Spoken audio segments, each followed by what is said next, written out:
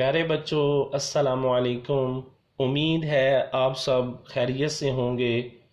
آج ہمارا عنوان ہے میاں محمد نواز شریف کا دوسرا دور حکومت، جو کہ تاریخ پاکستان کا چیپٹر نمبر 6 ہے۔ یہ کئی بچے سوال کر رہے تھے کہ سر ہم ادوار ہی پڑھے جا رہے ہیں، تو پیارے بچوں دیکھیں کہ آپ نے 9th کلاس میں تاریخ پاکستان کا باب نمبر 4 پڑھا، حصہ اول، اور اس کا بقیہ حصہ آپ 10th کلاس میں پڑھ رہے ہیں۔ چونکہ تاریخ پاکستان میں ملک کے ادوار بتائے جائیں گے، حالات و واقعات بتائے جائیں گے، کیسے ملک معرض وجود میں آیا، پھر اس کے بعد اب تک کہ جتنے بھی ادوار ہو چکے ہیں وہ سارے کا سارا تاریخ پاکستان کہلاتا ہے۔ تو ہم آتے ہیں اپنے عنوان کی طرف۔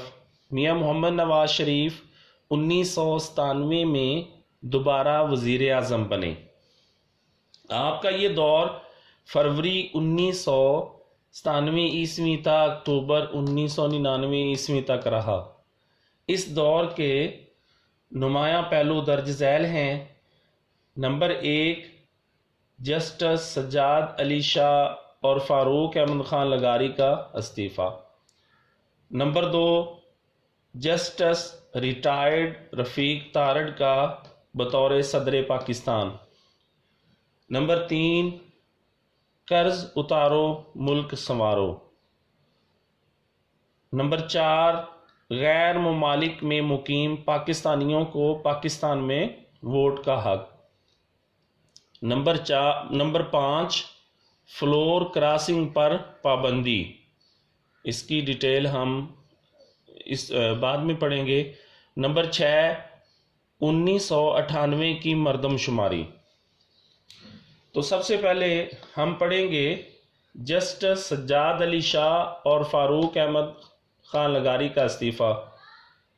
ابھی پیارے بچوں حکومت کو قائم ہوئے 1 مہینہ ہی ہوا تھا کہ سپریم کورٹ کے چیف جسٹس سجاد علی شاہ اور نواز شریف کے درمیان اختلافات شروع ہو گئے۔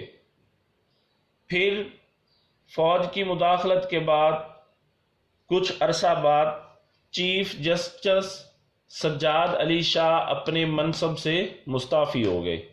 انہوں نے اپنے عہدے کو چھوڑ دیا۔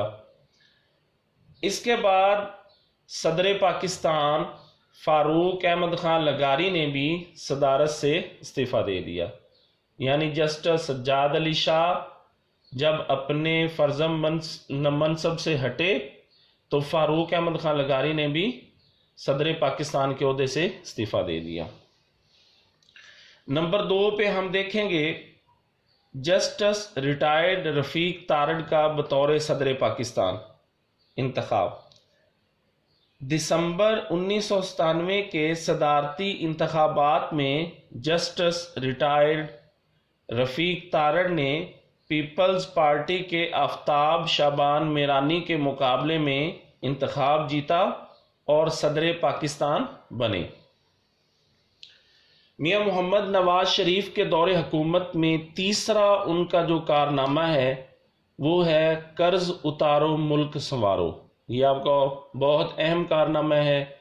پاکستان کے اقتصادی صورتحال بہتر نہ ہونے کے باعث حکومت کو بجٹ کے لیے IMF سے قرض لینا پڑا۔ میاں محمد نواز شریف نے اس صورتحال کو دیکھتے ہوئے مہم چلائی، قرض اتارو ملک سنوارو۔ غیر ملکی قرض اتارنے کے لیے اپنی نشری تقریر میں عوام سے قرض حسنہ کی اپیل کی۔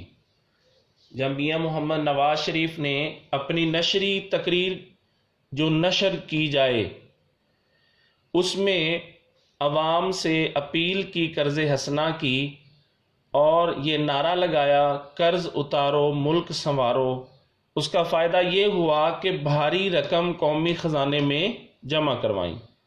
اس پر عوام نے لبیک کہا، یعنی عوام نے بھرپور ساتھ دیا اور قومی خزانے میں بھاری رقم جمع کروائی۔ نمبر 4 پہ ہم دیکھیں گے غیر ممالک میں مقیم پاکستانیوں کو پاکستان میں ووٹ کا حق۔ آپ کے دور حکومت میں 1997 میں غیر ممالک میں مقیم پاکستانیوں کو پاکستان میں ووٹ کا حق دے دیا، جس سے کیا فائدہ ہوا؟ جس سے غیر ممالک میں مقیم پاکستانیوں کی اپنے ملک کے معاملات میں دلچسپی پیدا ہوئی۔ نمبر 5، فلور کراسنگ پر پابندی، یعنی ارکان اسمبلی کا پارٹی تبدیل کرنا۔ ارکان اسمبلی کوئی بھی ہے، جب وہ اپنی پارٹی سے منتخب ہو کے الیکشن میں وہ منتخب ہوتا ہے اور ارکان اسمبلی کا رکن بن گیا، تو اس وقت وہ پھر اپنے اعتماد کا ووٹ اپنے لیڈر ہی کو دے گا، اپنی پارٹی سے اپنی پارٹی کو تبدیل نہیں کرے گا۔ اگر وہ اپنی پارٹی کو تبدیل کرے گا تو اس نافرمانی پر اسے پارٹی سے خارج کر دیا جائے گا، یعنی وہ اپنے اعتماد کا ووٹ اپنی پارٹی کو ہی دے گا، جس سے آگے وزیر اعظم بنیں گے یا دوسرے جتنے بھی وزراء ہیں ان کے اعتماد کے ووٹ سے۔ 1973 کے آئین میں 14ویں ترمیم کے ذریعے، یعنی آئین میں ترمیم کا مطلب ہوتا ہے تبدیلی، 14ویں ترمیم کے ذریعے ارکان اسمبلی کے پارٹی تبدیل کرنے پر پابندی لگا دی، یعنی فلور کراسنگ پر پابندی لگا دی۔ اب کوئی پارٹی تبدیل نہیں کرے گا جب وہ انتخاب جیت لیتا ہے۔